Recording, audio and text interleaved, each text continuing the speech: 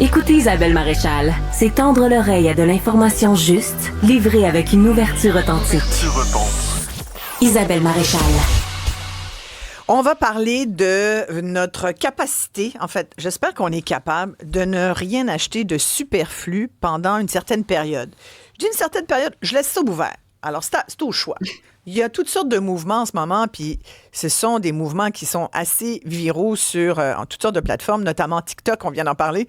Mais sur TikTok, le dernier défi qui est viral, c'est ce qu'on appelle le No Buy Challenge 2025, c'est-à-dire le défi ne rien acheter en 2025.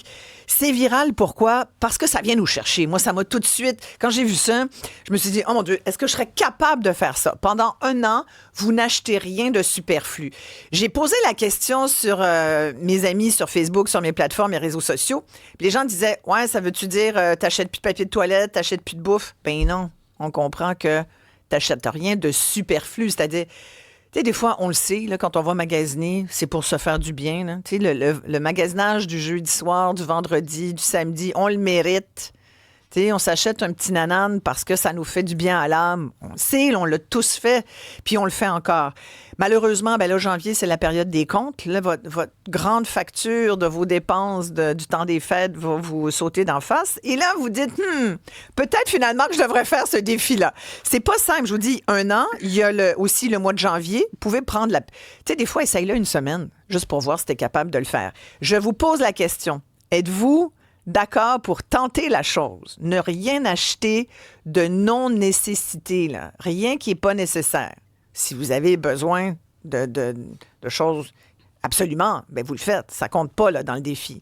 1-877-827-2346. Par texto, vous faites le 187 Cube Radio. Catherine Bégin, alias Madame Vide Frigo, qui est suivie par près de 30 000 personnes sur TikTok. On est content de l'avoir avec nous ce matin.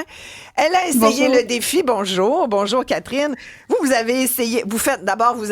C'est fascinant votre histoire parce que, vite, vous aviez un travail, puis à un moment donné, vous êtes lancé, vous avez lancé votre application, en fait, votre site, Madame Vide Frigo, et depuis, les gens vous suivent. Vous proposez toutes sortes de façons de réduire notre empreinte écologique, mais aussi de ne pas gaspiller, d'éviter le gaspillage, alimentaire, mais aussi autre gaspillage. Puis on sait il y en a beaucoup, puis c'est une façon aussi d'économiser un peu d'argent. Donc, c'est vraiment une démarche écologique, éthique, économique que vous avez entrepris. Et là, vous avez fait ce défi-là. Vous avez réussi à le faire, ce défi. Parlez-moi-en un peu. Oui, mais en fait, je me suis rendu compte en juillet 2022, donc c'est la première fois que j'ai fait ce défi un petit peu plus précis. Je vous explique ça. Donc, juillet 2022, j'ouvre mon frigo, j'ouvre mes placards, et puis là, je me rends compte que je suis tout sauf l'anti-gaspi que je prétends être. Moi, je suis toujours authentique avec mes abonnés, et là, je leur dis, ben écoutez, mes frigos, mon congélateur, mon garde-manger, tout est plein, ça déborde. Ouais. Je suis le fameux écureuil qui garde la bouffe. Moi, j'aime manger, je suis une foodie dans l'âme. Et là, je me dis, mais là, ça n'a pas de bon sens. Va falloir que je vide tout ça. Donc, je me donne le défi pendant un mois, c'est pas un an, mais quand même, un mois, je n'achète rien au niveau de la bouffe. Donc, on vide son frigo, c'est le cas de le dire, c'est ça. Exact. Ouais. Donc, on va vivre sur les denrées, on va essayer d'être créatif avec ce qu'on a, puis on va voir où est-ce que ça va nous mener. Donc, quand j'ai proposé l'idée à mon copain, lui était comme, ben là, t'as peu, là. Si j'ai besoin de quelque chose, moi, je me permets d'aller le chercher. J'étais comme, parfait, c'est bon, mais gars, on l'essaye pendant un mois, on va voir comment ça va aller. Ben, ça s'est tellement bien passé que j'ai réitéré l'expérience. En tout, ça fait 3 fois. Donc, en juillet 2022, janvier 2023. Et là, petit défi supplémentaire, j'étais enceinte. Et juillet 2024, là, j'avais un petit bébé d'1 an. Donc, fait que vous avez rien acheté, même de bouffe, vous dites? Ben, juillet 2022, le seul achat que j'ai fait, c'était un sac de glace. parce que je recevais une dizaine d'amis à manger. Donc, non seulement il fallait que je me fasse à manger pendant ce mois-là, mais en plus, j'avais décidé de recevoir des amis. Et puis, c'était comme un 31 canicule. Donc là, j'avais pas de glace sous la main, donc j'étais allée acheter de la glace. Donc ça, c'est mon seul achat que j'avais fait en juillet. Mes fruits, En légumes, janvier. comment vous faisiez, Catherine, pour les fruits, les légumes, les produits frais? Oui, bon, on se rend pas compte à quel point on a vraiment beaucoup de choses dans notre congélateur. Donc, moi, j'avais beaucoup Ouais. de fruits, tu sais, les fameux fruits à smoothie, là, qu'on se Ouais. garde pour éventuellement, ou tu sais, les tartes qu'on va se dire qu'on va faire un jour. Ben, je les ai passés. Sinon, j'avais acheté un melon d'eau à ce moment-là. Un melon d'eau, quand il est pas coupé, ça dure très longtemps. Ouais. Une tomate, je suis allée regarder mes vidéos parce que là, on s'entend que ça fait déjà 3 ans. Une tomate, c'est super bon, ça reste. Ma tomate est restée bonne pendant 1 mois. Puis je l'ai C'est utilisée quasiment après ça pour une inquiétant salade. d'ailleurs, oui, quand on voit que Ben ça regarde oui! longtemps même. Mais ça, Mais alors d'un autre donc côté, pour ceux qui disent avec la bouffe, donc on n'a pas le choix d'être obligé d'en acheter, vous êtes l'exemple que regarde dans ton frigo, regarde dans ton congélateur, vide-moi oui. ça avant de. Moi, j'ai entrepris ça, le vide-frigo.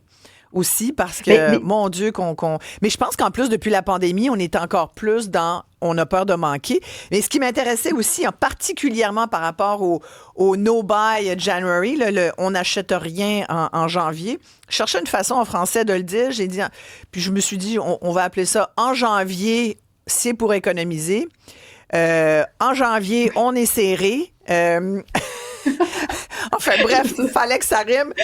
Mais vous avez fait le défi 1 an sans acheter de vêtements et vous le refaites cette année en 2025. oui, donc j'adore les défis, ça a l'air. Donc également aussi en 2022, je m'étais dit pas de vêtements neufs. Donc je me permettais d'aller acheter des vêtements en friperie. Moi, je fais des échanges avec mes amis. Donc c'est super le fun, je conseille là, on se fait une petite soirée apéro, on apporte les vêtements que on ne veut plus. Si ça trouve preneur, on s'y échange et ce qui ne fonctionne pas s'en va dans les friperies. Donc, cette année-là, je n'ai acheté que 4 nouveaux vêtements, Quand dont même! 2... Ouais. Oui, dont 2 étaient pour la maternité / l'allaitement là, qui allait arriver.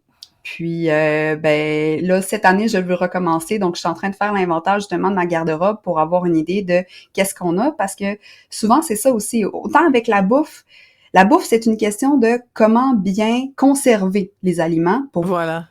pouvoir les faire péridurer. Ben, même chose avec les vêtements, c'est de savoir qu'est-ce qu'on a pour savoir qu'est-ce qu'on a besoin ou qu'est-ce qu'on n'a pas de besoin. Exactement. Il y a plein de réactions. J'en lis vite quelques-unes. Oui. Monsieur Lacroix, hier, qui dit « Hier, je trouvais que c'était une bonne résolution, mais là, ce matin, c'est déjà abandonné. La faute à Jeff Bezos. Ça veut dire qu'il est allé se commander peut-être un Bouddha chinois sur Amazon. Mais bref, c'est vrai qu'avec Amazon, là, écoute, c'était... Pouvez-vous croire que mon fameux, moi je racontais aux auditeurs, je me suis acheté un protège cellulaire parce que le mien était vraiment déchiré, déchiqueté et sincèrement, c'est pratique. J'ai acheté ça sur Amazon, 15$. Ils me l'ont livré le lendemain. Il est jaune. Je me suis dit, il attendait que je le commande. Ça se peut pas. À l'entrepôt de Ville-Saint-Laurent. C'est fascinant quand même. À chaque fois, je me dis, mais c'est ça. C'est impressionnant de voir aujourd'hui comment que c'est facile. Du bout des doigts, on devient un surconsommateur. C'est ça qui est même inquiétant. Il y a quelqu'un qui dit, non merci pour moi, haha, en riant. Financièrement, ça va bien, alors je me réserve le droit de me gâter quand ça me tente. Bien ça, tous ceux qui ont les moyens, tant mieux pour vous. Après, c'est une question aussi, on parlait il n'y a pas que le côté financier, il y a le côté éthique et écologique. Il y a Yves qui dit, tant qu'à moi, je trouve que ça vaut pas la peine, car le mois suivant, tu vas vouloir t'acheter des récompenses. Vaut mieux changer son mode de vie, réfléchir avant d'acheter le superflu. Mais Yves, vous avez tout à fait raison. Puis d'ailleurs, là-dessus, Catherine, il y a même l'espèce de travers de ça, c'est que les gens c'est comme le régime. Tu sais, tu te serres la ceinture, puis le mois d'après, tu vas te binger du chocolat. C'est pas mieux. Là, il y a comme une réaction. Êtes-vous au courant de ça? Il y a comme le travers de ces mouvements-là. C'est que les gens, ils font le contraire. Ils vont complètement, après, se vautrer dans la grosse dépense. Là. On appelle ça le revenge. C'est comme la revanche. C'est ça. Ils appellent ça le revenge spending. Une envie irrésistible de tout dépenser une fois qu'on a terminé le défi. C'est pas mieux, ça. Ben, on l'a vu un peu sur les réseaux sociaux avec les fameux Stanley Cup, là, les gens qui en achetaient comme toutes les couleurs de l'arc-en-ciel. Puis je pense qu'à chaque fois qu'il y a un mouvement, il y a toujours un contre-mouvement. Donc, il y a des gens que quand ils ont vu ces vidéos-là de la panoplie de tasses pour emporter, parce qu'on s'entend qu'on en utilise une à chaque jour, là, pas 36. Il y en a, ça leur a donné peut-être l'idée justement de faire des défis de soit complètement couper les dépenses ou simplement les diminuer. Moi, quand j'ai fait mon défi de 1 mois sans faire l'épicerie, j'ai beaucoup d'abonnés qui m'ont suivi, mais qui ont mis leurs limites. Tu sais, moi, je veux continuer à acheter des œufs, du pain, du lait. Parfait, mais déjà, ça te permet de prendre une conscience. Exact. Même chose, si on décide de faire le défi de diminuer notre consommation, ben ça peut être, tu sais, moi, je cible les catégories, tu sais. J'achèterai plus de maquillage ou je me ferai plus faire les ongles, tu sais. Ouais. Là, faut enlever certains postes qui peuvent nous paraître d'ailleurs un peu coûteux, qui sont du luxe. Merci beaucoup, Catherine, d'avoir pris le temps de nous parler. Je rappelle Catherine Bégin, alias Madame Vide Frigo. Allez sur son TikTok, vous allez y trouver plein d'infos. Et puis, on va prendre de vos nouvelles quand vous aurez terminé le défi. Appelez-nous pour nous dire comment ça s'est passé. Merci beaucoup, Catherine. Après la pause, Jean-Sébastien Marsan va être avec nous. Il a publié Se libérer de la déconsommation. Se libérer par la déconsommation, se libérer de la consommation, bien sûr, vous aurez compris. Comment on fait ça? Ça nous permet d'atteindre une certaine santé financière, mais déconsommer, ça veut dire quoi?